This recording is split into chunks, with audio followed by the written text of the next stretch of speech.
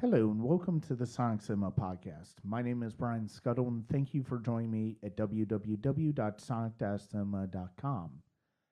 Join us at the Sonic Cinema Patreon for exclusive content and exclusive reviews before they are posted on Sonic Cinema. I've got a few videos and discussions on chapters of my upcoming book. I've got exclusive commentaries that are not available anywhere else and have never been available anywhere else, as well as some discussions on my music and on music in general. So that is patreon.com/Sonic Cinema, and I hope you'll join me. Today's interview I'm really looking forward to is with a writer and director from Canada that I got to know a few years ago through their short film Eroticide. We're going to talk about that film as well as his time as a manager at the Carlton Cinema in Toronto. And I'm pleased to be joined today by writer director Matthew Saliba. I'm pleased to be joined today by a writer and director I've known for a few years. He first approached me about reviewing his short film Eroticide in 2014, and we've known each other ever since. He's also worked as a theater manager at the Carlton Cinema in Toronto. I, if I recall, that's the one you were at, and you were a curator of putting together midnight screenings and special screenings and stuff like that. And that's one of the things that I did want to talk to you about today, as somebody who's a theater manager himself, but has a very different experience and perspective from that. So thank you for joining me today, Matthew Saliba. Thank you for having me on the show. It's as I mentioned earlier, it's great to put a voice to a face, and I'm looking forward to this. Mm-hmm. So the first sort of general question I always seem to lead off with when I talk to filmmakers is, what inspired you to decide to make movies to begin with? Well, my journey to being a filmmaker is kind of an interesting one because when I was young, I was always really interested in storytelling. And as a child, I used to have all these Ninja Turtles and X-Men and Spider-Man toys. Of course, had I known that I would be a collector later on in life, I would have never taken them out of the box. But so I would do like little plays with them, and Mm-hmm. that was a lot of fun. And then as I went on to school, I got into writing, so I would write short stories and poems. And then, the very first experience I had with filmmaking actually came in the form of my high school economics class, of all places. Hmm. Uh, we were given a project where we had to pitch a product to a group of investors who would be played by the other students in the class. And so we decided, my friends and I, we were big film fans, so we decided to make a trailer for a horror film called The Other Side of Darkness. And which was actually, and now that I think about it, this was actually an adaptation of a short story I had written for one of my English classes. So even right from the get-go, I was big on adaptations. So yeah, we put this thing together, and someone had to direct it, and I took it upon myself to do so, and I really, really enjoyed the experience. In many respects, I saw filmmaking as an extension of writing, only instead of with words, you're using images. Mm-hmm. And it turned out really well. Everyone really enjoyed it. And then by the time university came, I had enrolled in communication studies with a specialization in film. And that's where I made my first two movies. And it was a really great learning experience. And I got the bug. And I haven't really stopped since then. Okay. All right. Who are some of the filmmakers? I mean, I've known you for a few years on social media, so I mean, I've seen you talk about certain filmmakers. Who are some of the filmmakers that have inspired you the most over the years? It's funny because I guess unfortunately I didn't get a chance to send you some of the other films that I made, but if you ever watch the films that I've done in chronological order, yeah, you can always tell when I discovered a new director, it's because like the very first film, like we're talking like student films. Mm-hmm. I had discovered Quentin Tarantino like a lot of people did in my generation. Yeah. So I had, my first few films had people talking, making pop culture references and such. Mm-hmm. And then I discovered David Lynch. And so then I was, David Lynch Jr. for the longest time. And then, and then, I like, I eventually got into like exploitation films, and so there was a period where I was doing that. But then when the time came for Eroticide, I had discovered Michael Haneke, Mm-hmm. and he definitely was probably the biggest influence on that film. Mm-hmm. I went through like his entire filmography, and he made a lot of really tremendous films. I mean, to this day, I still can't get The Seventh Continent out of my mind. I love the way that film builds to a climax, which is Mm-hmm. just frightening. But I think the film that really that particularly inspired Eroticide was his last, well, the one he made before Happy End, which was Amour. And the thing that really struck me the most about that movie was um, the lack of a soundtrack or score. Mm-hmm. And because like I love music, and I mean soundtracks are one of the things that attracts me to a filmmaker's body of work. But Haneke seemed to have so much confidence in his actors and his subject matter that he felt that a score would be intrusive in the process. Mm-hmm. And that was just so inspirational because I had never seen a director do something like that before. I mean, usually music is almost, overused to the Right. point where it takes the story, whereas, he just let his actors and his screenplay do its own thing. And so that was kind of the approach I wanted to take with my film, because I felt very strongly about the material, and as I was writing certain scenes, I couldn't really imagine what kind of score I would put, because I just Mm-hmm. felt that we'll talk about it as we get later on, but like I just felt like the actors did such a great job that I felt the score would undermine the work that they had done. Mm-hmm. Where can people check out your films? I know Eroticide is on your YouTube page. Uh, yes. Well, on my YouTube page, I do have a few trailers for some of the other films that I made. There are certain legal reasons why some of the films I made are not commercially available anymore, um, due to certain music issues. Mm-hmm.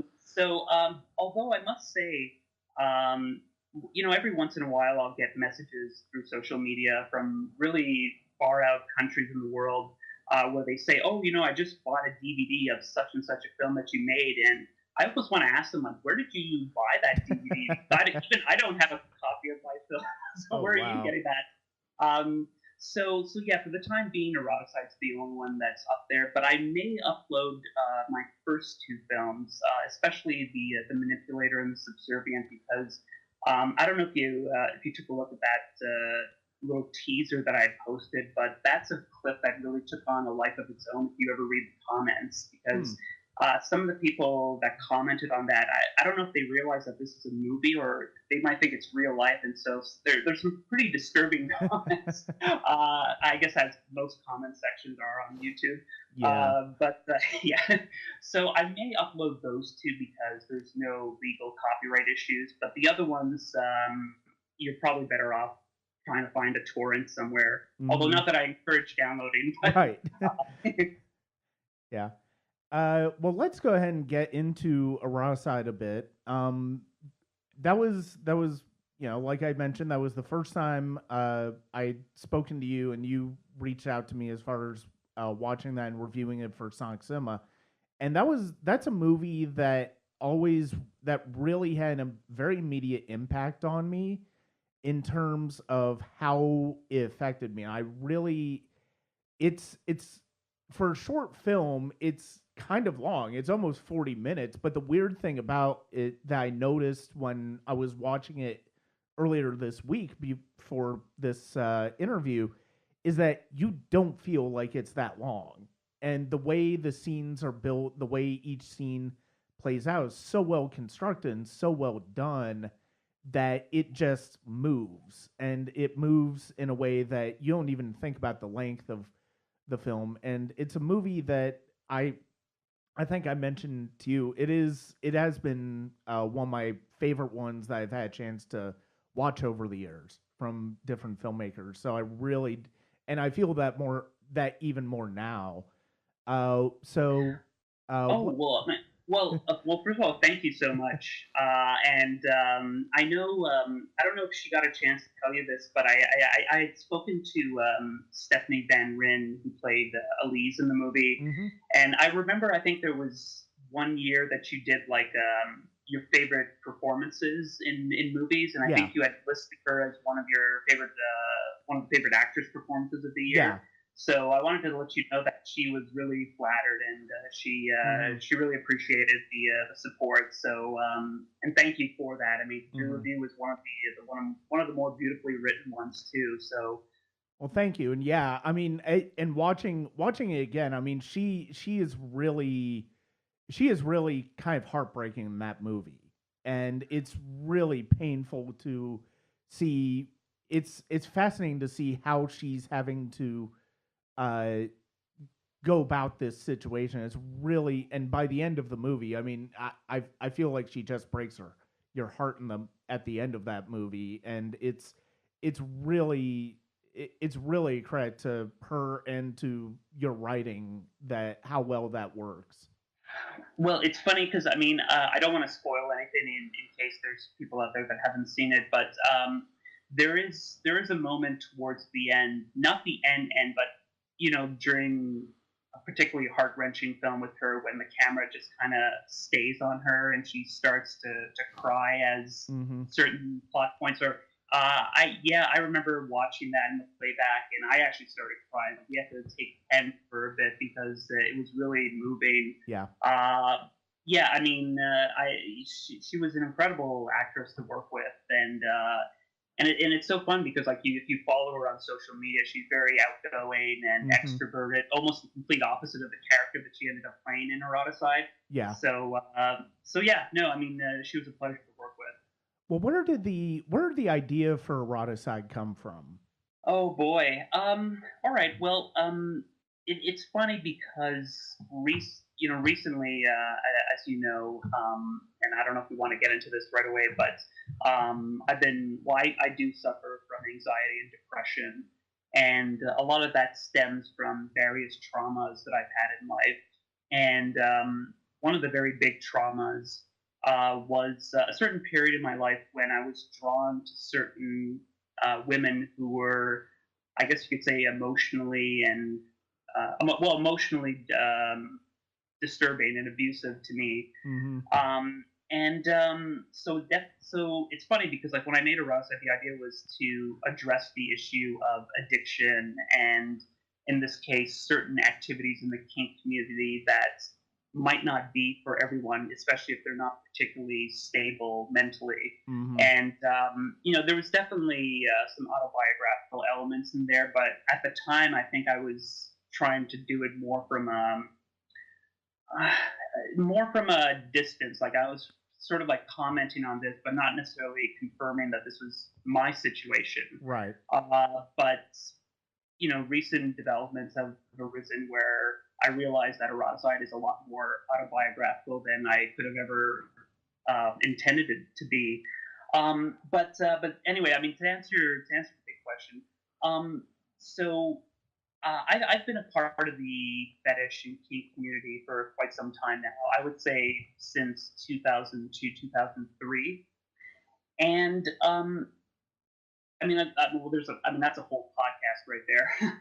But I mean, there's a lot of stories I can tell you about that. But in my interactions with people in the community, um, I learned something pretty interesting because obviously when you're dealing with people who are into this kind of stuff, you've got very open-minded and very adventurous individuals, but and it's funny because like you can approach a dominatrix and you can have her do all sorts of unspeakable things to you, but when it comes to the issue of erotic humiliation or edge play, as it's called, uh, there are many people who not only is this a limit that they're not interested in pushing, this is like a hard no. Like there are some people who will flat out refuse to do this, Mm-hmm. and I always thought that was an interesting sort of limit to have, considering what some people can't, like considering what some people ask for in a session.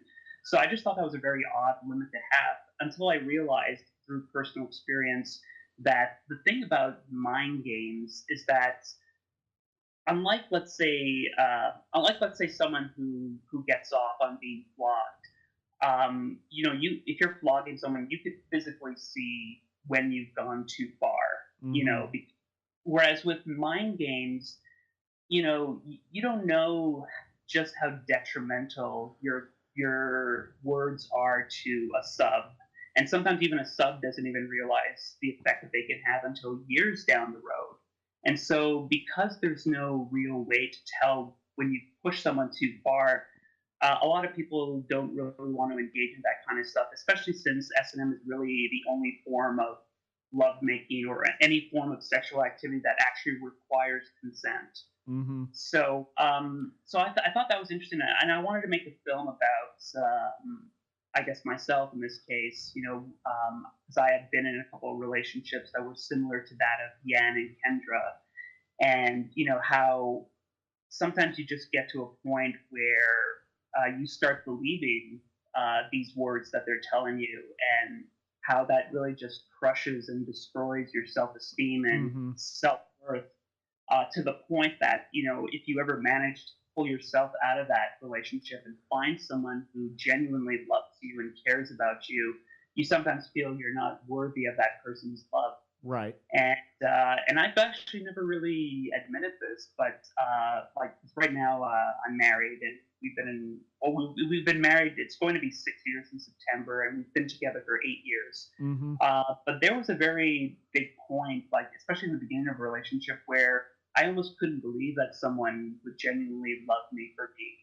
Because Mm-hmm. I've been so used to hatred and derision and getting off on that. So it was almost hard for me in the beginning to have any kind of normal relationship. I mean, that has obviously changed since then, but it was, and so I felt like, and again, I've always used film and the arts as a therapeutic thing, Mm-hmm. as a way to deal with demons, and so that's pretty much the origin of Eroticide, and why I decided to make it. Well, thank you very much for your honesty. I mean, and I know from personal experience, because I'm somebody who has dealt with stress and anxiety as well as depression for a number of years myself, and I've somebody who I basically been doing therapy for about 10 years off and on for anxiety, stress, and getting through with depression. And I know there were times in my life where depression really was a difficult was something that was inhibiting me, and that combined with my stress and anxiety issues just would make it very, very difficult for me to cope on a daily basis. And I know firsthand exactly what you're talking about as far as art and creativity being therapeutic, because I mean, when I've done music over the years, there are some pieces that I've done that have been therapeutic because of the fact that it's like I have a very specific thing that I'm trying to express, and that personal aspect of Eroticide really does uh, come through. And I think that's part of the thing that is really beautiful and haunting about it, is because of the fact that you really do sense that all of these things, even if the details are not strictly word for word something that actually happened, the actual feelings are. And Yeah. yeah. And Oh yeah. sorry, go ahead. Oh no, no, I'm sorry. Go again. um but yeah, and over the past couple of years, certainly I've gotten a little bit more up close and personal with regards to certain to some friends of mine who've had to deal with who've been in toxic relationships like Yan and Kendra are, and it's definitely something that you can tell that the impact of that, as well as the to us, especially with somebody who might be codependent on other people, and how that inevitably could draw. It's hard to break that cycle. It's hard to break that cycle of needing that person, even if you understand that they're not good for you. Yeah, absolutely. And that was the thing too. I mean, even before we shot a single frame of the film, when I remember giving the script to my wife. She was the first person to read it, and she was just bawling by the end of it. And it was weird because I had such a complicated reaction to that. Because on one hand, as her husband, the last thing I want to do is see her or make her cry. But Right. then, as a writer, I was thrilled because my gosh, this is do you know what I mean? That Yeah. sounds Yeah. horrible, but Yeah. it's just it was just like, oh wow, this works. Mm-hmm. And so yeah, a lot of people. There was another individual who ended up helping us with the casting of that film, and he wrote. I guess the equivalent of almost like a 10-page interpretation of the script, and it was just talking about his experiences, and he was opening up about how kind of like what you said, I mean, he couldn't necessarily relate to, let's say, the fetish aspect of the story, but certainly the idea of being in a toxic relationship was something that resonated with him. So yeah, we definitely, like, right from the get go, I knew that we were on to something pretty special. But it had to be handled a certain way, because in the hands of maybe another director, this could have become, The Room, like Tommy Wiseau's The Room. Yeah. You know what I mean?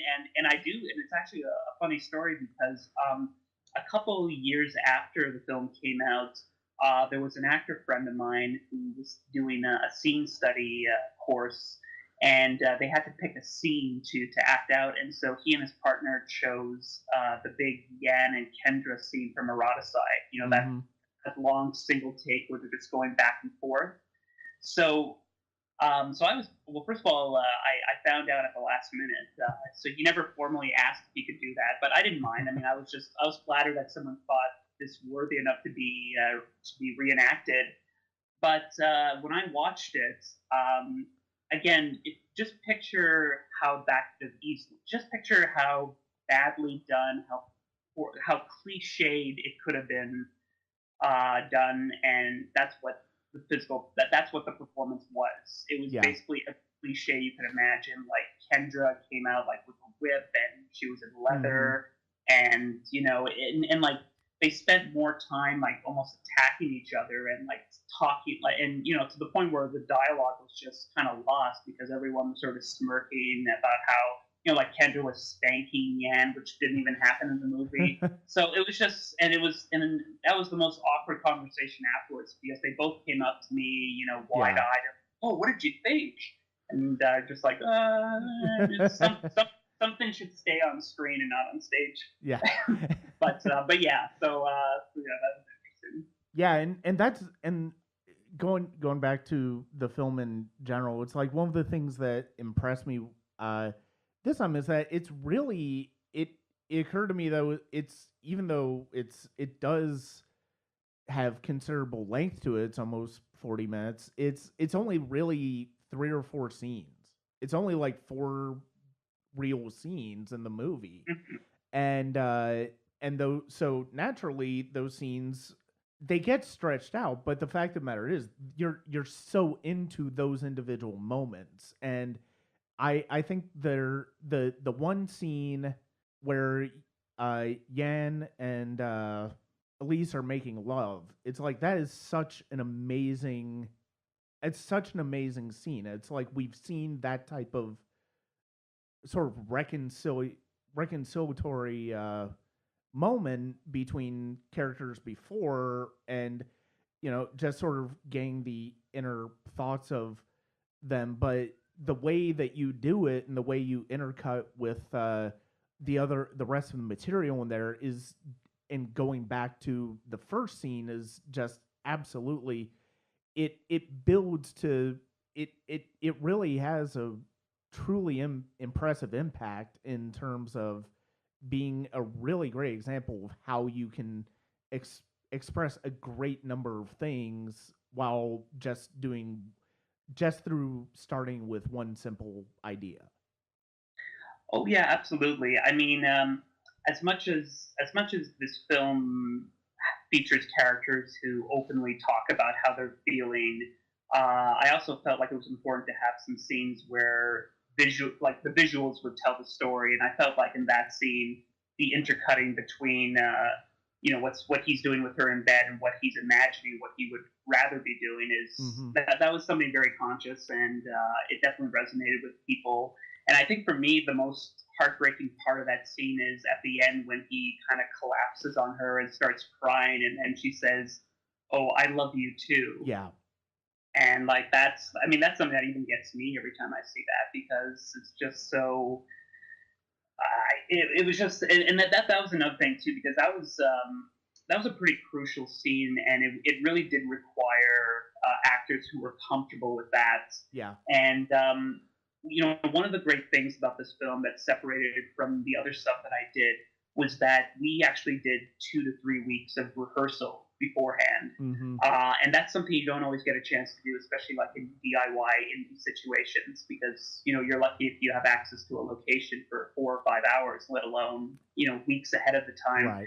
So through rehearsal, we talked about what we wanted to accomplish, what we were comfortable doing, and I've always been very open and honest with the actors that I've worked with. I mean, when you work with me, there's no surprises. It's not like they showed up on set and I was like, okay, well, by the way, we're going to be doing this sex scene now, so take it all off. Yeah. So we talked about that ahead of time, and it was funny because I think this is a bit of a BTS like behind the scenes thing, but I think like the first time we rehearsed that scene, Stephanie at the end like she laughed and she's like, "Oh, can we do that again?" So that's when I knew like, okay, these guys are really great and we'll be able to accomplish this. Mm-hmm. So we've talked about Stephanie a lot, but I did want to mention Jocelyn Haas, who played Yan, because his story is very interesting because his background prior to being in Eroticide was as a stand-up comedian. Oh wow. So this, yeah, and so yeah, so this was actually his first dramatic role that he took on. Mm. And as you can probably imagine, like casting this character was very, very important. And we had different kind of actors come out, although not as much as the actresses, because I made it very clear that at some point there would be some male nudity, Mm-hmm. and I think that turned off some people. Although there was, oh yeah, actually now that I'm thinking about it, wait, there was this one guy who answered my ad, and I made it pretty clear. Like I'm never quite sure when I'm casting like what's the list for ages because someone can be 20 but look 40 and vice versa. But I made it clear like this was supposed to be a young man, kind of maybe in his mid-20s to mid-30s. But this one guy answered an ad, and I'm not sure, he was trying to promote himself as both a cinematographer and an actor because he owned a red camera. So he was like, "Oh, if you're looking for someone to shoot your film, I'd be happy to do it. Mm-hmm. And by the way, this is what I look like naked. If you want to cast me as Yan." And so I was treated to this gallery of not a gallery of like the guy who must have been like in his late 60s, early 70s. Oh wow! And a gallery of various photos. And so I mean, so that's something. But yeah, so obviously at some point I got a little discouraged because it's like, oh, am I gonna have to end up playing the role myself? Because I do sometimes moonlight as an actor, even though I can't really act, but people are kind enough to cast me in their films. But then eventually Jocelyn answered the ad, and we were doing the rehearsals at our apartment. And the minute he showed up at the door, I had a feeling that this was going to be the guy. There was just a kind of a vulnerability in him, this eagerness to please that kind of reminded me of me in some respects. Yeah. So, and then of course, so it was funny because like I think he was here and like his audition lasted 3 hours, and I think we spent like 2.5 just talking. And then eventually we realized, wait, you should probably read some of these sides so we can see if he can act. And he did it, and he knocked it out of the park. And since then he's gone on to like he's a pretty big deal now because he was on the revival of the show Heroes. Oh, Uh, okay. yeah, he Wow. I'd have to look it up, but I know he had a pretty pivotal role in that, and he's sort of gone on to bigger things. But we're still in touch every once in a while, and he still lists this on his CV, so I can only assume he's still proud of his work. Hmm. But yeah, he's gone on to big things. Oh yeah, and all three of the actors do really good jobs. I mean, it's because in it, and that's important because of the fact that all three characters are, there are certain things that need to happen with all three characters. I mean, technically, I you could almost argue that Kendra's probably the easiest one to get around because she's kind of a sociopath. So I mean, she's kind of a sociopath, and so it's like she has no problem hurting, either of these characters. And Hmm. so, but the fact of the matter is, it's like there is something about each of these characters that needs to come out, and you definitely need actors who are able to bring that out. And I think that's one of the great things that I really liked about the film is that, and that's why the movie works the way it does, is because of the fact that you have to believe all three of these characters. You have to get into the heads of all three of these characters, and I think you really do. Oh yeah, I mean the funny thing about Kendra, she was played by Lisa Kappa, and it's funny because she's done a lot of indie work in Montreal. Hmm. But like, if you were to see her in Eroticide and then you meet her in person, you couldn't possibly meet a more genuine, warm, kind person. She's a mother, so like on one of the days, I think we ended up having to shoot on Mother's Day. So I think at some point when she was done, like her kid showed up, and just considering that what she was, I think this was like the big restaurant scene. Hmm. So considering like some of the things that she had just said, it was just so weird to see her with her daughter. But yeah, but I'm glad you pointed out her as well because um, people who watch the film have sort of split reactions to that particular performance. There's people like yourself who understand that she is supposed to be a sociopath and she's supposed to get into the heads of these characters. And when you are that kind of person, you talk a certain way and act a certain way. Whereas some people, when they reviewed the film, they kind of pointed out that they felt that that character might have been a bit of a stretch or that it wasn't a very natural performance. And when people say stuff like that, I do get a little defensive just because I'm very proud of the work she did in the film and her performance. But to maybe give you a bit of a background on what was the inspiration for Kendra, it was very much the character. This might sound a little silly, but the character Colonel Hans Landa from Inglorious Bastards. And I'll tell you why. And I think Quentin Tarantino said this about Hans Landa, but that character was someone you could imagine him getting up at 4 in the morning and looking in a mirror and practicing everything that he wants to say and how he wants to say it, and pretty much laying out how he's going to approach any given situation. Because like when you see him interact with characters in the film, it's very cold and calculated, and Yeah, like he knows, you know what I mean, like he knows what he wants to get out of yeah. people. He plays mind games, and so that was very much the inspiration for Kendra. And again, I don't want to spoil the ending, but especially when you find out at the end certain things that Yeah. happen were meant to happen. Hmm. It sort of explains why she acts and talks a certain way. Because again, this oh god, it really is hard to talk about spoiling it, Yeah, but I but you, know. but you know what I mean. Like it's like Yeah, you understand that this was a carefully crafted plot, so yeah. you get the impression that she spent time planning exactly how she was going to do this and what she was going to say. So that's why like the character might have a bit of a, I don't want to say an artificial feel, but you know what I mean. Like it feels very calculated compared to Right. say Yan and Elise, who are a little more organic. in terms of how Mm-hmm. they interact with each other. So that Yeah. was sort of the inspiration behind Kendra, and I'm always happy when people get it. But there have been enough people out there who didn't get it, and I just wanted to get that on the record. Like that was the Mm-hmm. idea behind Kendra. Yeah. Well, let's transition away from Eroticide, and but before we do that, where can people find you on YouTube? You could just, it's youtube.com/Matthew Saliba.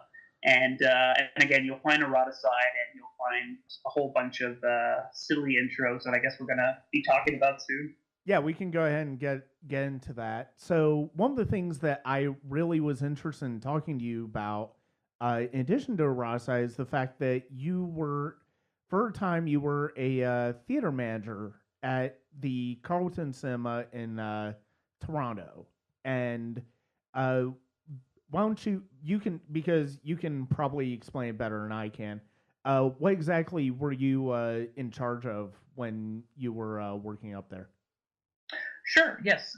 So 4 years ago, I moved to Toronto, and in the first year, I had a bit of a struggle finding work, which should have given me which should have been like a taste of things to come as far as what kind of city Toronto is. But in between looking for work, I would spend my time at the Carlton Cinema. A lot of that had to do with the fact that Toronto being such an expensive city to live in, the Carlton's the admission prices were very reasonable, and every Tuesday they would do these $5 Tuesdays. So Mm-hmm. so I would be there a lot, and I got to know some of the staff and some of the management there. And yeah, at some point, the manager was leaving. She was moving to Ottawa, and she remembered me because I was practically living there, going there all the time. So she told me that they're looking to hire a new manager, and that she would put in a good word for me, and that I should send my excuse me, my resume in ASAP. So I did that, and yeah, so I was initially hired to be the manager at the Carlton Cinema. But one of the things that really attracted me about working there was the fact that they would do a lot of the fun events. Like the Carlton was the official home of the Room. So like every last Saturday of the month, they would do a midnight screening of the Room, and they would do these sort of these charity movie marathons Mm-hmm. to raise money for local things. And I think by the time that I got there, the marathon that they had set up was called Cage Off, which was a Nicolas Cage marathon. And so yeah, so we showed Raising Arizona, Adaptation, Face Off, and The Wicker Man. Oh wow. And something very interesting happened because like as soon as I got there, like I wanted to do more repertory stuff because I Mm-hmm. just felt like no one was really doing that in the city. And that was actually something, if you don't mind me just breaking off on a tangent here, that was something that kind of struck me when I first moved to Toronto because everyone was talking about how it's a film town. And in some respects it is because, you obviously have TIFF and whatnot. Yeah. But like, a lot of people were talking about, oh, you've got to go to this theater and that theater because there's so many awesome things going on. And I would go to these places and a lot. We have like at least three theaters in the city that are over 100 years old. So from an architecture point of view, it was really nice to see these buildings. But as far as the programming went, a lot of it was really just like second run commercial stuff. Mm-hmm. So that kind of so when I was finally when I finally had the opportunity to be in a position where I could create change and start doing more fun events. Right from the get go, I was talking to head office about doing monthly film screenings, and they were a little hesitant at first because they thought this would be a very expensive endeavor and whatnot. But I think what really sold them was that when we did the K job, when the time came to show The Wicker Man, we had people like the Wicker Man was practically sold out. We had people willing to pay $20 just to see The Wicker Man. Wow. And so at the end of the day, for better or for worse, money is what talks. So I guess when I told them like, look, this we need to capitalize on this.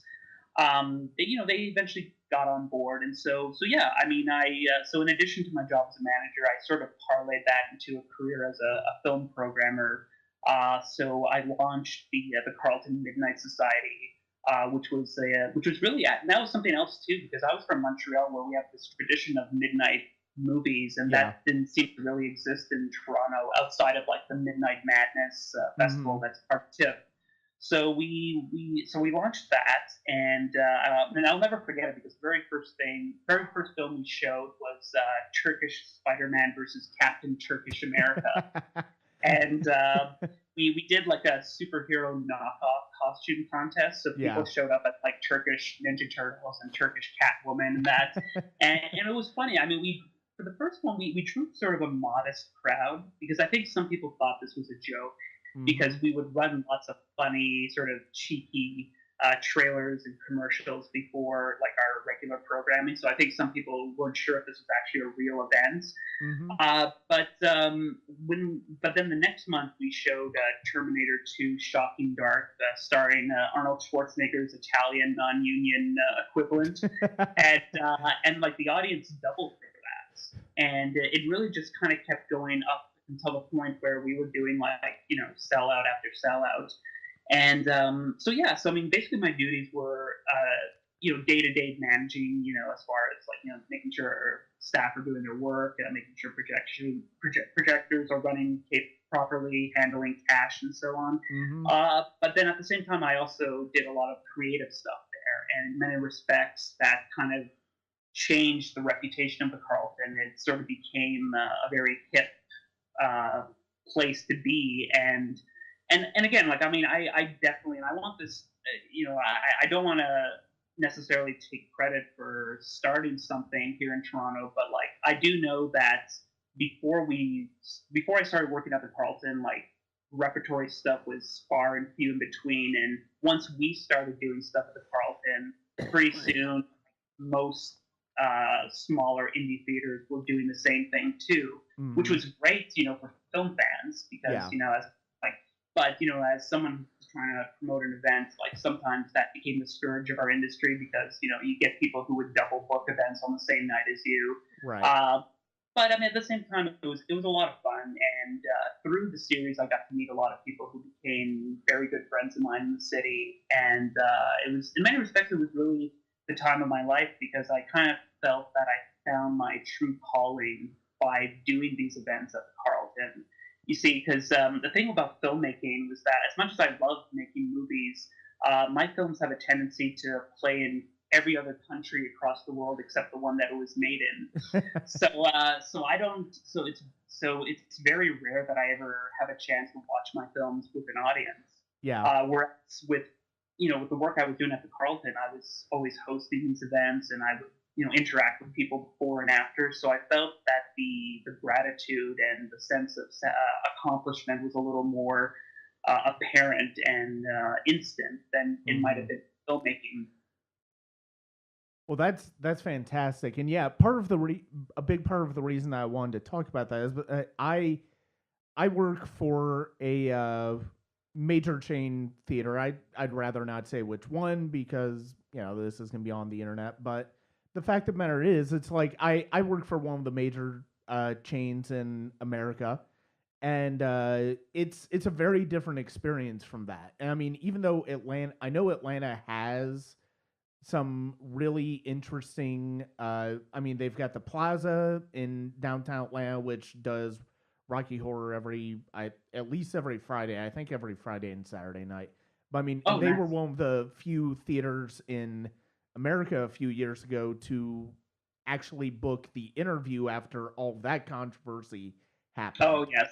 Oh, yeah, I And remember that. they do a lot of repertory screenings and special screenings, and I saw The Shining there a couple of years ago, and they were the only theater in town when Inland Empire, the David Lynch film, opened. They were one of the few theaters to show there, and I went there a lot when I was in college and living down in downtown Atlanta, so I got to see a lot of movies there.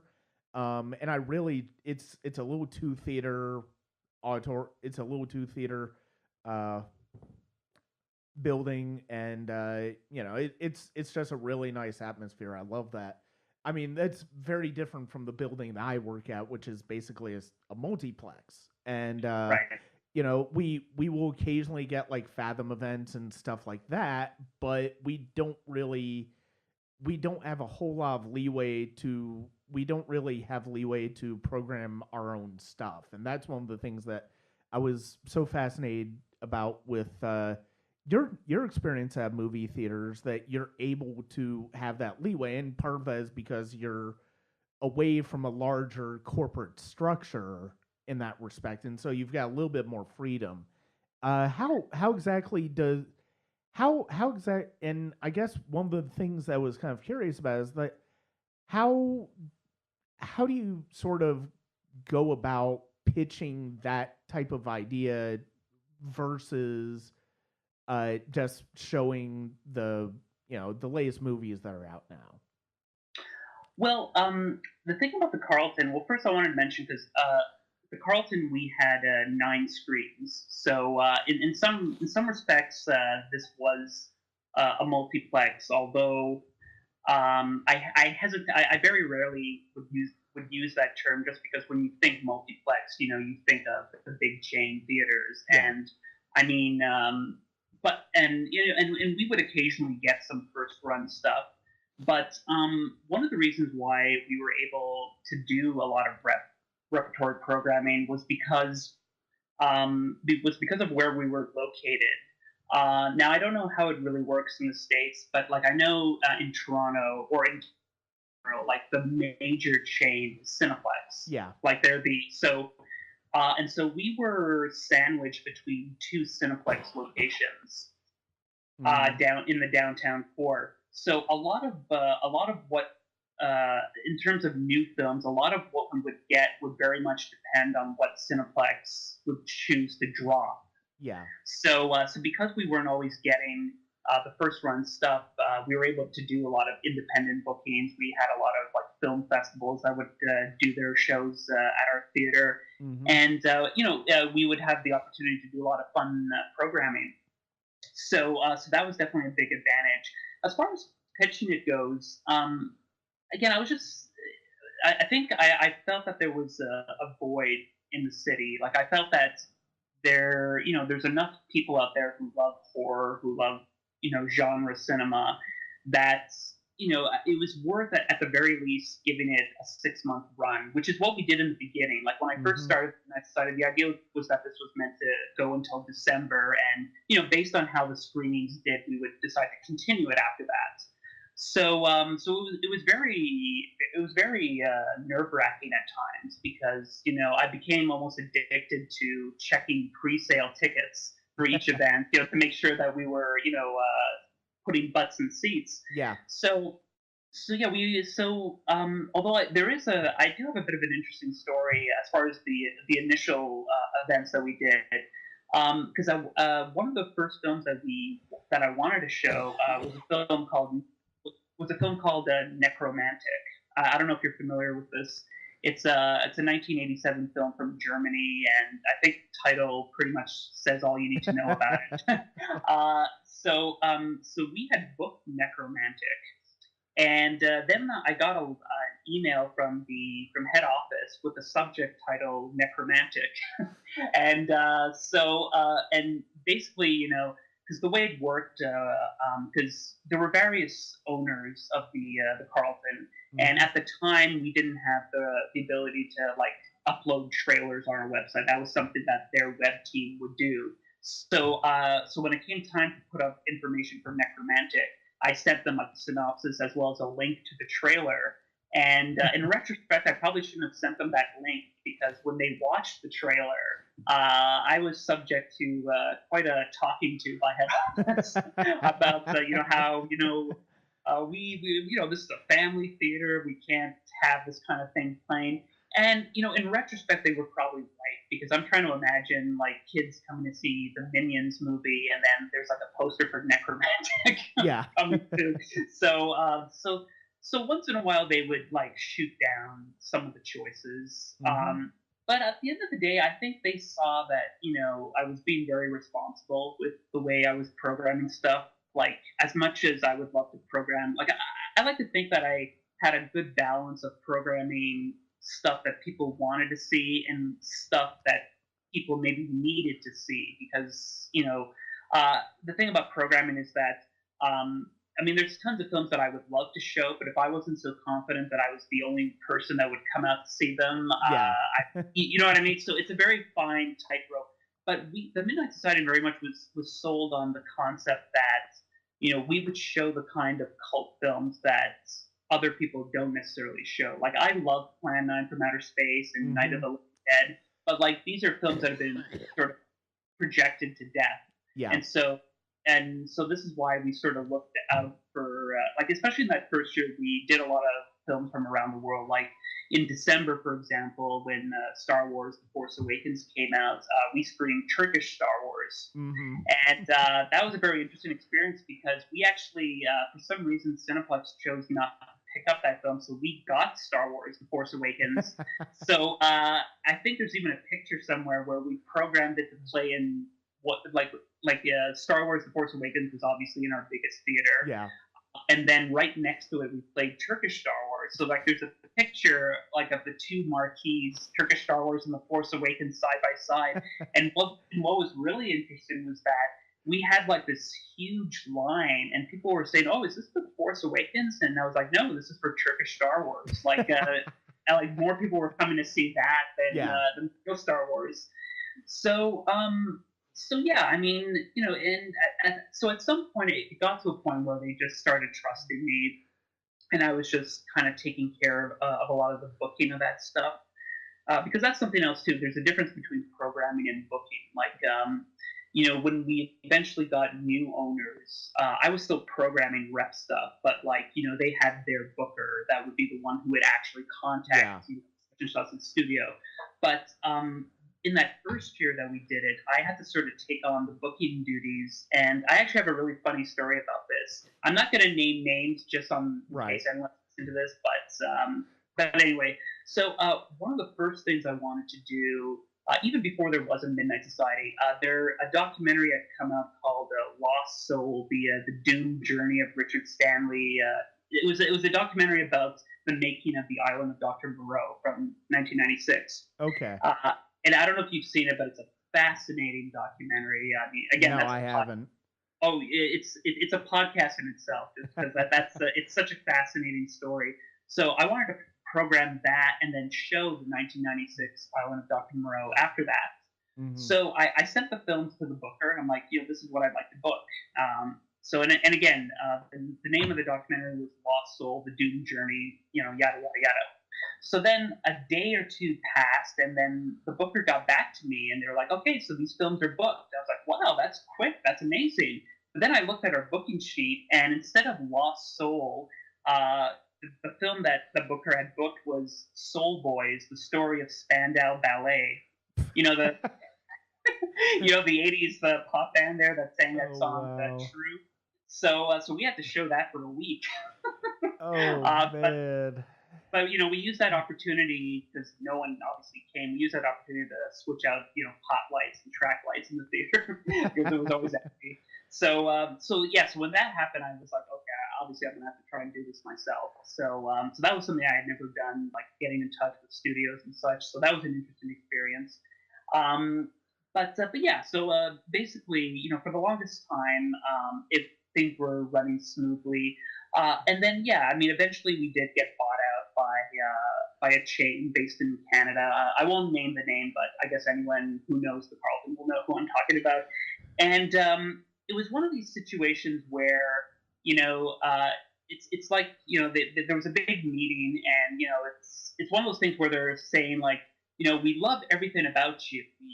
We don't want you to change, except we want you to change. Yeah. You know what I mean? Like, so it seemed like, there was still a Midnight Society up until like the end of my run there, but it seemed like every 3 or 4 months we were always circulating around the conversation. We would always end up talking, should we still keep doing these rep screenings? Is it worth it? We have X amount of money to spend, and we really don't want to waste it on this.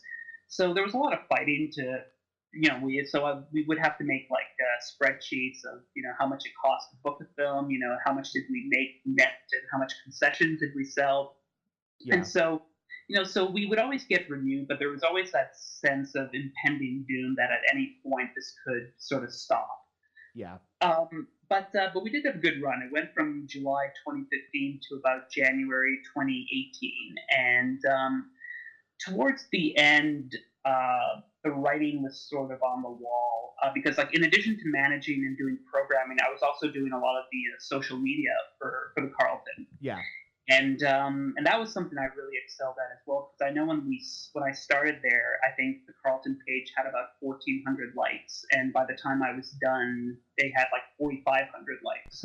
So we took that up, but then like the head office sort of brought in their own person to do social media for us, and again, this, they didn't try to really hide the fact that they wanted to emulate Cineplex. So they would, so a lot of the stuff that they would post would be very Cineplex in nature. And I still had access to our social media because I would use it to promote all the indie stuff, and they Yeah. would promote like the bigger stuff. But as one person said to me once, when they comment on social media, like, it was our page was very schizophrenic, because you would have, like me talking about, let's say, a big Godzilla marathon that we're going to do, and then that post would get buried under a bunch of minions gifs and silly things like that. And also, and bless this person's heart, because I've spoken to her many times, and she's actually a very nice person. But are you familiar at all with the Spoonie one? I don't believe so. Okay, well, he's a YouTube reviewer, and he did a riff on something. It was a video game store called Game Crazy. It was like their training video. And if you haven't seen this, stop the podcast and go watch it now, because basically, so at some point during their training video, they have a woman named Zelda Scott, and she spouts some of the whitest ebonics that you can imagine. Like, she's, and so the thing is, and I guess the new head office guy would be hip to talk in a very hip way, because we're cool and that. So they would post things like, "Hey, it's $5 Tuesdays. Make sure to bring your bae down to our hood. You heard?" Oh. And it's just, yeah. So basically, like, this person made Zelda Scott seem politically correct by comparison. And there was more of that happening, and then at some point they just took the social media thing away from me altogether. Yeah. And when that happened, that's when I was like, okay, I think, I don't think there's going to be much more of this stuff going on. And then, sure enough, I eventually got. I was eventually released without cause, Mm-hmm. and and that's what I mean that's that was a whole big thing in of itself, because I really poured my blood, sweat, and tears into that place. So that was a bit of a bitter pill to swallow, Yeah. but every once in a while I kind of keep tabs, almost like almost like you do with an ex. But not too much. But once in a while I'll kind of take a peek and see what they're up to. Yeah. And to be honest, as far as like the Facebook goes, I think they're still at 4,500 likes, so that hasn't moved at all. And any and every bit of fun that was once associated with that place is gone now. Mm-hmm. I mean, they still do The Room every month, but I've noticed that other theaters in Toronto are starting to show The Room as well. And I know when I was there, The Room was always an exclusive thing. Like, the Carlton was the place you could come to. And now that other theaters are starting to do it, and also showing it at a much more accessible time, like 9:30, so more people can come see it, I think once word gets around that people can see The Room at a bigger theater, I'm not sure what the future would hold for the Carlton, because it's just like, because as things stand, when, at least when I was there at the Carlton, like, we weren't always getting the big movies. So so if you're not getting big movies, you've got to supplement that with other kinds of content. And if you're not going to do rep stuff, then you're pretty, like, so you're not getting big movies, and you're not getting classic films. So what are Yeah. you showing? So and now it seems like, and again, I mean, I'm not part of that anymore, so I mean, I could be completely off the mark here, but it seems like a lot of the stuff that's being shown is sort of like VOD, directed video kind of things, Mm-hmm. and like on one hand, it is a bit of a shame. I mean, maybe I feel a little sadder had the circumstances around my departure been a little different. Like if I quit on my own accord, I would probably Yeah. be sad that my legacy was kind of thrown out. But considering that, considering how I was let go, I'd be lying if I said I didn't get some small satisfaction in the fact that their one attempt at doing something fun was like a screening of The Wedding Crashers, which of course everyone Yeah. wants to see again on the big screen. And I think from what I was told, maybe two people showed up to that. Yeah. So if I needed any sort of validation or affirmation of the impact that I had while working there, I have it now. So Yeah. um, so yeah, so I mean, but I'm proud of everything I did there. We did a lot of fun stuff. I got to meet some wonderful customers. There was this one really sweet lady who, she because back when I was having a lot of health problems, she would recommend doctors to me, and she would always Mm-hmm. follow up to make sure I was seeing the right people. She found out that my wife and I have cats, so she got little presents for the cats and everything. So it was really sweet. And to be honest, like I kind of, as much as I miss doing these events, I also miss a lot of these customers that I got to know on a first name basis. And but yeah, I mean, listen, I don't wish them any particular harm. Yeah. Uh, but at the same time, I think that's what happens when you let the heart and soul of Carlton go. It turns Yeah. into what it turns into. Yeah. Well, that was yeah. I mean that's one of those things. It that hearing you talk about that sort of reminds me of what uh, Lester Bangs, Philip Seymour Hoffman's character in Almost Famous is telling Patrick Fugit's character about like the way commercialization was taking over rock and roll at the time, and yeah, just the fact that you have it is very unfortunate sort of what's happening is it's like yes you understand to a certain extent it's like corporations and big companies they have a certain way of doing things a certain way that they crunch the numbers but at the same time that sort of takes the fun out of something like that. Yeah, and again, like I mean, it's funny because like even under the previous owners, we were always sort of the black sheep of the family, just because I think of where we were located. Because the Carlton was part of a chain, like it wasn't one of the big chains, Right. obviously, but it was a smaller indie chain.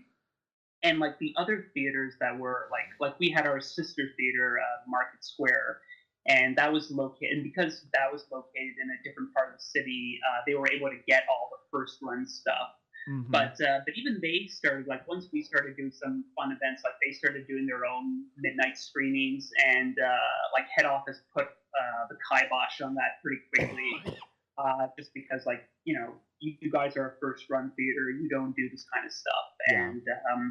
and yeah, it's one of those things where it's like you never thought they would do that with us because that's sort of our bread and butter. That's what we were known for.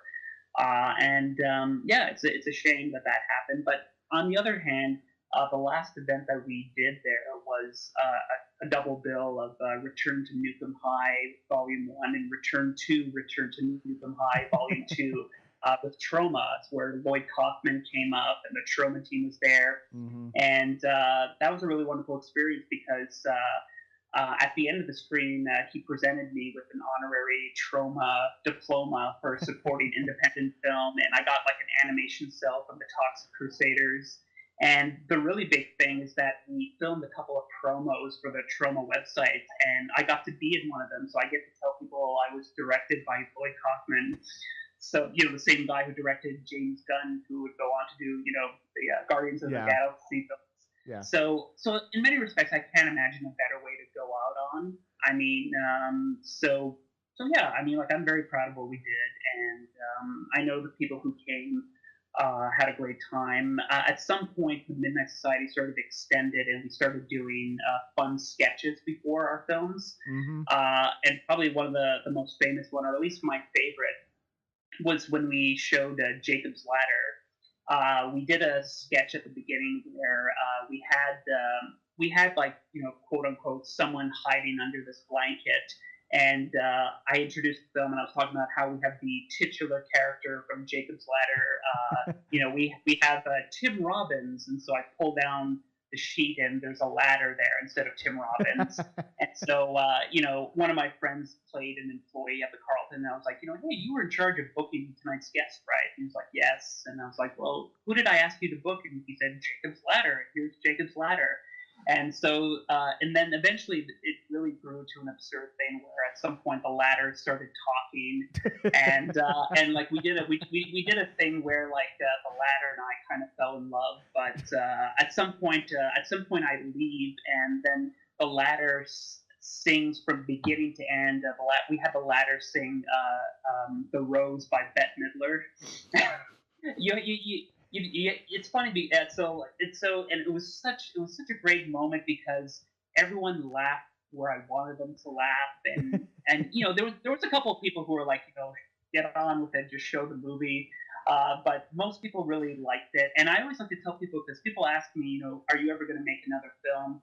And I'm not sure, because obviously right now I'm not really in a situation where I can do that. But I always point them in the direction of that Jacob's Ladder intro, because that's at least for the time being, that's probably the closest thing to a new film that I'll probably make for a while.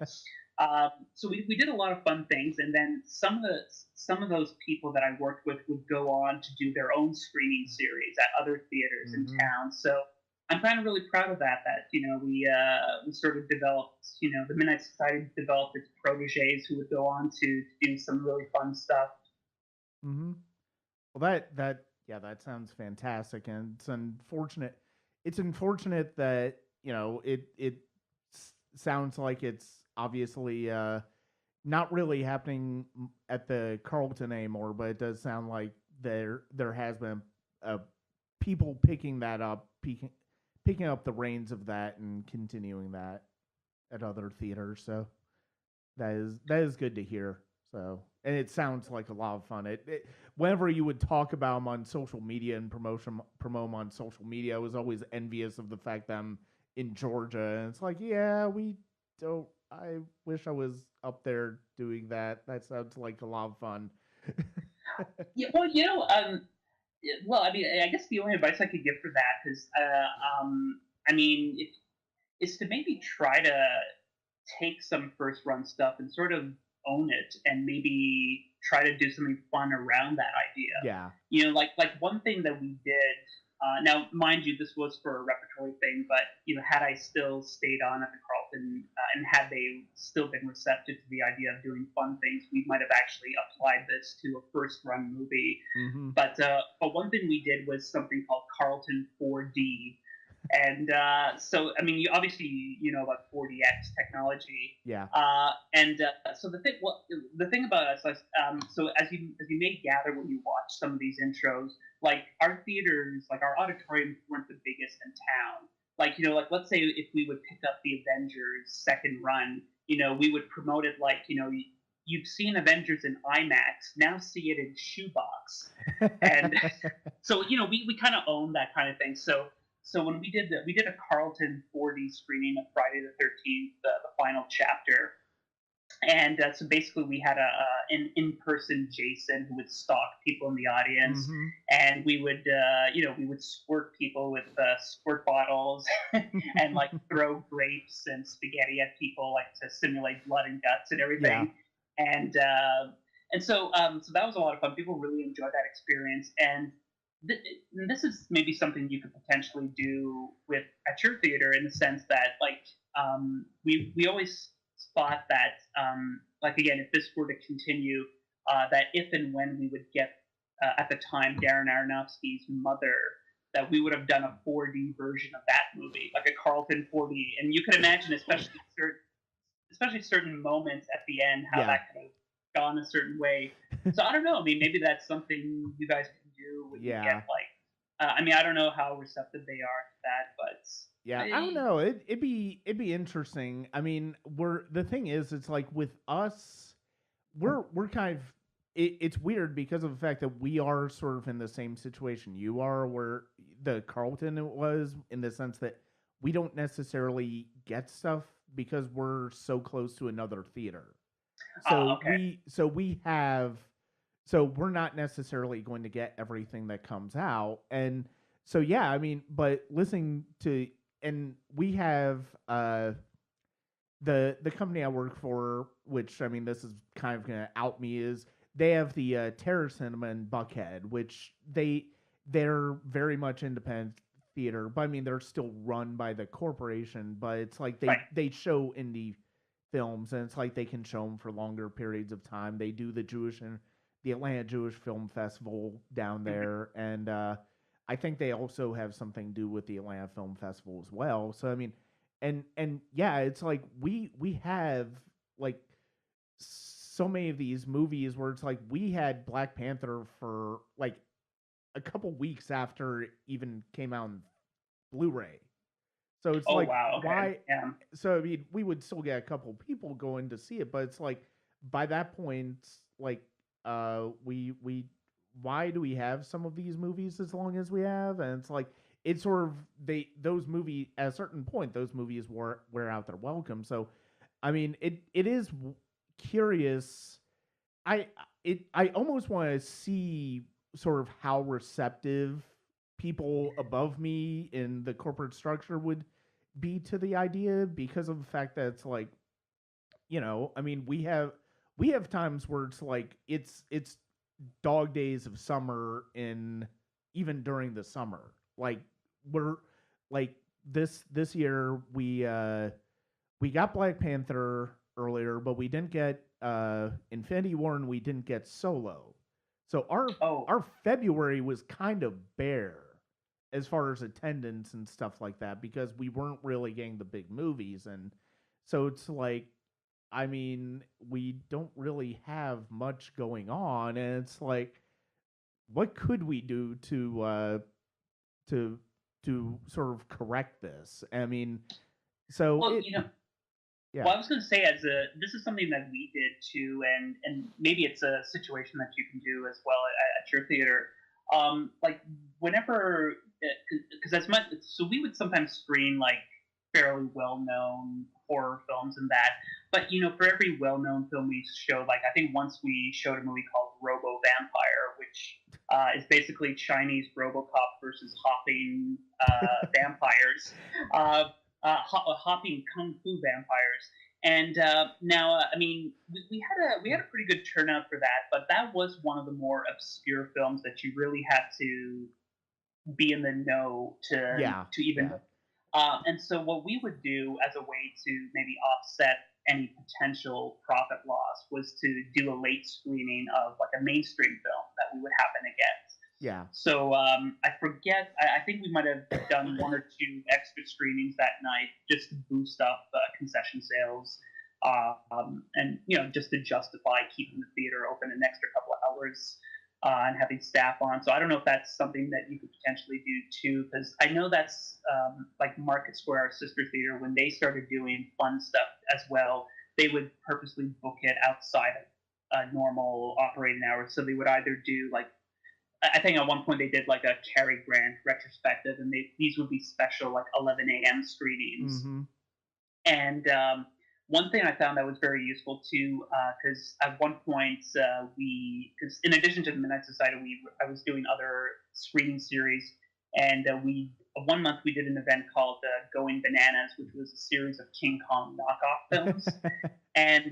And so, but these were happening in the afternoon, so we would have to cancel screenings of bigger movies to Mm. compensate for that.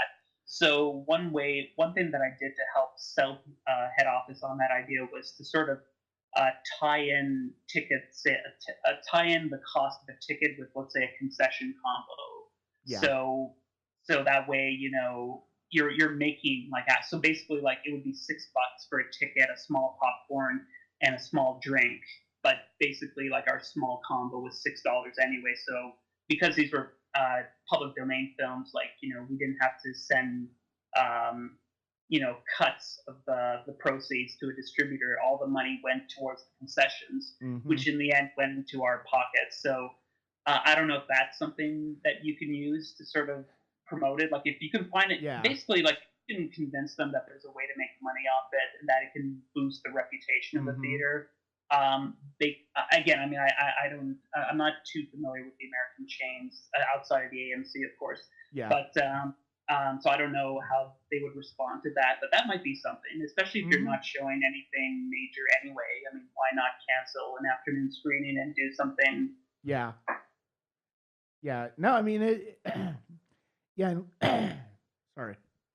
Yeah, and Sorry, I listening don't to mean to you. put you in a. No, no, By the way, I don't. that's I'll just say I don't mean to put you in a difficult spot. I don't want to put you, no, but no, that's fine. I mean, and it actually, it's like the wheel. It's funny because the wheels are kind of like turning. It's like because it's like I recently ended up not I ended up not getting it, which is fine. But I ended up our first assistant manager at our theater is leaving, and I applied for their position, and one of the questions during the interview was, it's like, what would you do to what do you think you what do you have any ideas as to like sort of what you could do to uh, sort of help the theater in terms of and it was and all I could think of was stuff that really is kind of out of our hands as far as like, well, lower ticket prices, lower concession mhm, prices, all that fun stuff. Uh, but yeah, I mean um the idea of doing something like that is actually kind of interesting, and it's like it does make me wonder because I mean Atlanta is it's kind of a film hub, and I mean mhm, Atlanta is obvious is one of the is been one of the bigger ones in recent years. And I mean we're just north of Atlanta, and we don't really have theaters in this area that do that type of thing. Downtown Atlanta does, but we mhm. don't really. So I mean it does make me wonder whether that's something that might actually be possible and might be something that might be better received than I would initially think it would be. So yeah, I mean that's definitely it's definitely got the wheels going on, and it's definitely something that I'm kind of curious about, just at least starting to put feelers out as far as what might possibly happen with that, because yeah. And another thing too, because especially like in the first year that we were doing the Midnight Society, we would often target a lot of public domain and really obscure stuff to the point where, even if some distributor out of some war ravaged country were to come after us, like, it would, it's we'd cut them a check or something. So basically, if to get the ball rolling, you could potentially start with public domain stuff because it wouldn't really be at any cost to the Yeah. theater. Mm-hmm. um but I don't know, I mean, like, that's entirely up to you guys. But Yeah. but all I could say is that, it's a lot of fun doing it, and I think customers really appreciate that. And sometimes you'd be very surprised at how open people are to attending these events. Because, you know, uh, I remember when we first did that Turkish Spider-Man film. One guy came in and, like, he was like, "Oh, why would I pay to watch this movie? Because it's on YouTube. I could just do that for free." And it's like, yeah, of course, we don't hide the fact that many of these films are on DVD or Blu-ray, or Yeah. in some cases YouTube. But nothing beats going into a movie theater. Even though, like, the industry is changing to the point where they almost don't want you to leave your home anymore Yeah. to consume entertainment. There's still cachet in going to a movie theater and watching Mm-hmm. an old classic. No matter how many, even if you own it on home video at home, it's still something to see it on a big screen. Yeah. But I know every circumstances are different and every theater is different. So Yeah. yeah. No, and yeah, I mean, I completely understand what you're what you're saying as far as the theatrical experience being a very different experience, and yeah, I will never forget the experience I had uh, about 11 years ago watching Troll 2 on the big screen. And Oh, that in a packed house in yeah. downtown Atlanta. And yeah, I mean that was such a crazy experience, and it's like that's always such a fun thing to do. And it's like it doesn't necessarily ultimately if you've got people interested in it, and it's like I do think to a certain extent people are interested in it, and but you also have to give them sort of incentive to be able to do that. So to be interested in doing that, and I think that's one of the things that is I loved just following what you guys were doing, and it's like the fact that it's like Turkish Star Wars playing that on the same week of Force Awakens was kind of hilarious to me. It's like, oh, that would be so much fun.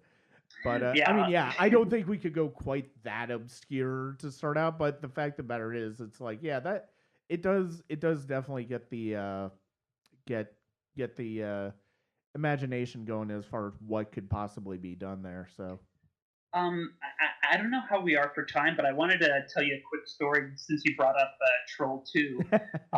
So yeah, I love Troll 2, and when I was in Montreal, I was pretty instrumental in bringing Troll 2 to the city because it had at that time it had just broken out as a big cult hit, yeah, where the actors were coming out and owning it. And so I actually became pretty good friends with George Hardy, the dad from yeah, Troll 2. yeah.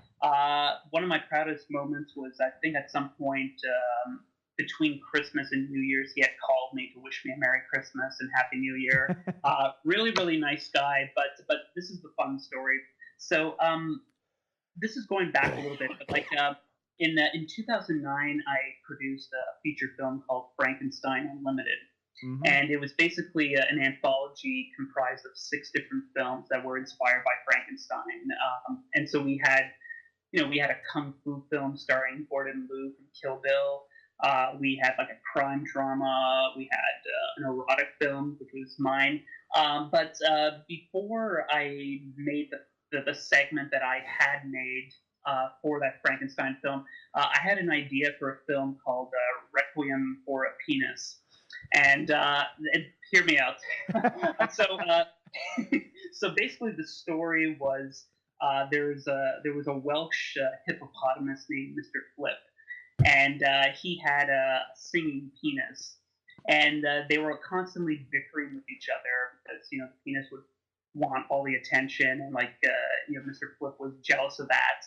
And then at some point, he just decides to get himself castrated, and the penis goes off to Hollywood and becomes a big star. And then Mr. Flip, he regrets his decision, so he decides to go to Hollywood to reunite with his appendage. And I spoke to George Hardy about this, and I had an idea where he could have played the singing penis's agent. And basically, I forgot the circumstances. Basically, it would have built up to the point where he does his classic line from Troll 2, you can't spit on hospitality, I won't allow it. And George, in all of his, he's such a sweet man. And I sent him that request, and he wrote me back, and he was like, "Wow, Matthew, I don't know what to say. Can I get back to you?" And I never heard back from him. So it's funny. So like when the dad from Troll 2 doesn't want to do that, that's when you should put a film on the shelf and yeah. never talk about it again. But it was just funny because you brought that up. Oh, yeah, and I can't remember during that screening of Troll 2. I want to say he was there. I think George Hardy was at that screening of Troll 2 along with the son, because they were doing like the tour, and it was sort of the build up to best worst movie being made. And I know Yes. they were filming best worst movie on that. And yeah, because actually a friend of mine who absolutely is fascinated by Troll 2, one of my favorite times ever watching a movie was with him at a birthday party he was hosting at his house, and he basically we did sort of the cinema interruptus, where it was basically going through Troll 2, sort not quite shot at a time like Ebert would, but basically he would stop the movie and it would be like a Yeah. running commentary. It was Oh, okay. absolutely Yeah. hysterical. Oh, And it that's was great. absolutely one of my favorite moments ever watching like a movie was just at Fred's birthday, just not knowing what to expect and just being introduced to Troll 2. Oh, yeah. Yeah. But Do you know the story about why it's called Troll Two?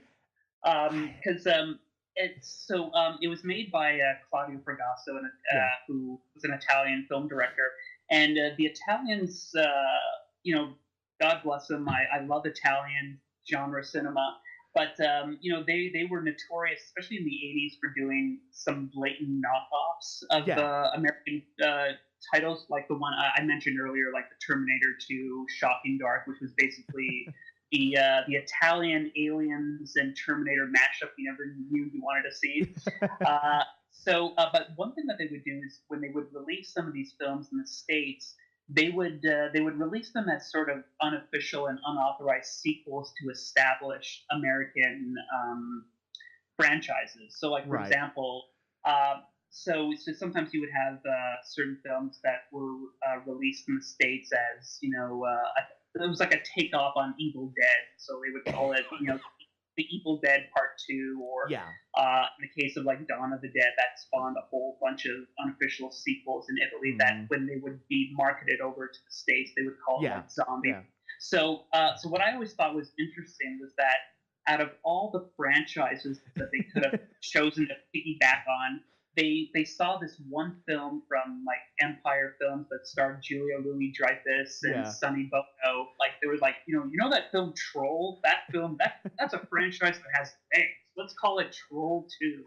So that's why like it has almost nothing to do with trolls, but they just out of all the Yeah. so I always thought that was kind of funny that and then believe it or not, there's a Troll 3, but there are a couple different films that claim ownership to the Troll 3.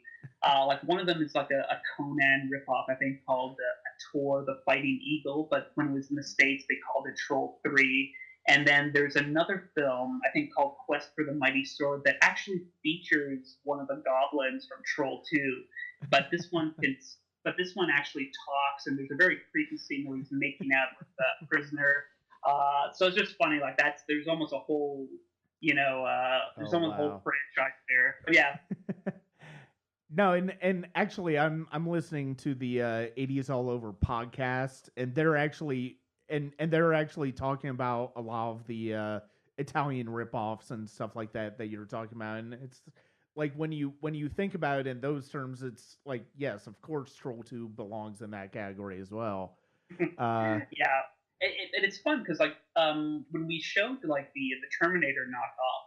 I gave a pretty lengthy introduction because again, like I love Italian genre film, and when you watch stuff like Troll 2, it's almost hard to believe that once upon a time, like Italy was the pinnacle of genre cinema.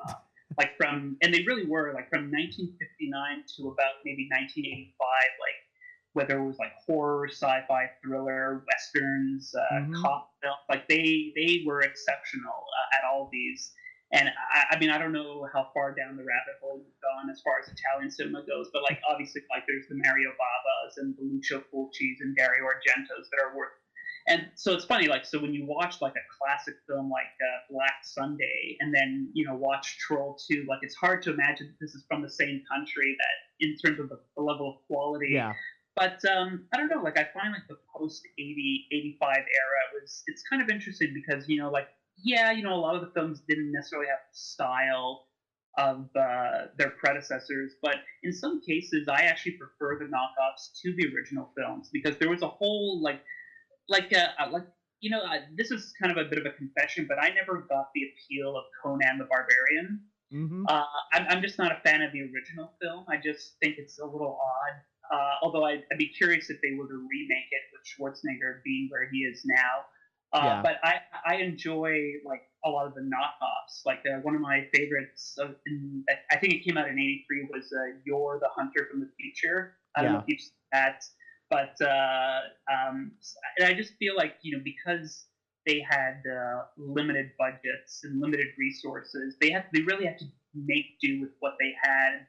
and that almost became their sort of calling card. That was their style. Like, when you watch these films, you knew that you weren't getting like a slick production like you were getting in the Right. States, but you were getting something with a lot of heart and earnestness, and that's something that I think I really respond to. And it's interesting because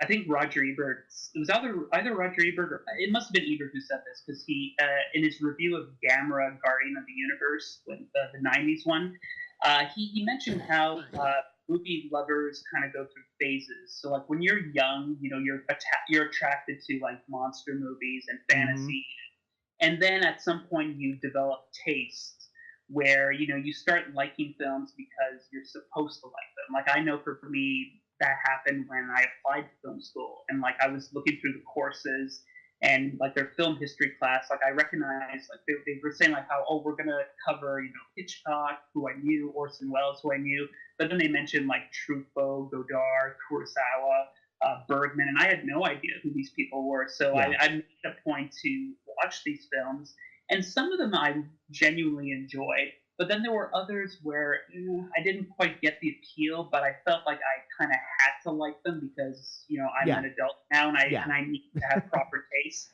Yeah. But then Ebert was saying how at some point you go through a third phase where you can still have taste, but I think you could still every now and then appreciate the kinds of films that you grew up watching, because hmm there's something to be said about watching something that's flawed and not perfect, because especially if you're like a DIY indie filmmaker, like I love Star Wars, but if I attempted to make Star Wars, my version would make Turkish Star Wars seem like Star Wars by comparison, because I just don't have Yeah. the capability to do that. Whereas, like, if I see something like Manos, the Hands of Fate, or like Manos, the Hands of Fate, I could make something like that, or my Yeah. own little twist on that. So I sometimes like to introduce myself as an unabashed lover of so-called junk culture, because I really feel like a lot of these people, like there's an honesty to those films. You know what I mean? Yeah. Like they don't have Yeah. pretenses of trying to create something great. Although sometimes in the case of like a Troll 2, they unintentionally create something truly wonderful. Yeah. But yeah, I feel like I don't know how that is for you, like how, because I know you're a big Tarkovsky fan, right? Yes. Yes. Very much so. Yeah, I mean, like I went through a phase where I liked Tarkovsky too, and I was really happy too, because like I never discovered him through film school. Like I actually discovered him on my own because my local theater in Montreal was showing all his classics on 35 millimeter, and I went through a phase where I really liked I genuinely liked Tarkovsky, but then I think I sort of tapered off towards the end. I mean, like I really admire a film like Solaris, and it's very comparable to 2001. And I find like Solaris is a film that gets to the point quicker than 2001 does. Yeah. But once it gets to the point, I have to admit, and it does sort of meander a little bit. Yeah. Whereas 2001, yeah, there's parts that might be a little dull, but once you get to that third act, when they're at Jupiter, I mean that. I mean that just rocks my world. Yeah. So yeah. No, I definitely understand what you're talking about with that. That being said, I feel like we could go considerably longer here. I absolutely love this discussion. But we will probably wrap it up now. I absolutely I love this discussion. I'm glad we got to go to the different topics that we were able to. And it's really great to see where your how your love of film has progressed beyond just making films, and just hearing the excitement and the passion in your voice as far as what you were able to do as far as the Carlton and all of that stuff is just absolutely fantastic. And Matthew, thank you very much for joining me today. It was great. Oh, thank you for having me. It was a real pleasure. I'd like to thank Matthew for joining me today. It was really great to talk to him. Matthew will be back on the Sonic Cinema podcast in 2019 for a special project that I'm working on, and it's basically going to be the bulk of what I do with the podcast in 2019. as I go back and look at the films of 1999, which is arguably one of the most creative and innovative movie years of our lifetime. And I'm really looking forward to that. I'm really looking forward to discussions I'm going to have with Matthew and other filmmakers on the films from that year. Join us if you haven't already on the Sonic Cinema Patreon. You'll get plenty of exclusive content. I'm going to be discussing the book, some more about my music. I'm also going to be starting to release reviews for movies that I'm rewatching for the podcast that I may not have reviewed yet, but I'm going to be doing fresh reviews for when I do those viewings. And that's basically going to those before they get posted on Sonic Cinema. Those are going to be made available to patrons exclusive. So that's at www.patreon.com/Sonic Cinema. Coming up on the podcast, I've got some more interviews coming up. I've got a film breakdown of one of the great movies of 1998, as well as we're getting close to the point where I'm going to be discussing Dragon Con that's coming up in Labor Day. I'm going to have more interviews, more discussions on individual films. For now, though, this is Brian Scuttle with the Sonic Cinema Patreon saying thank you very much.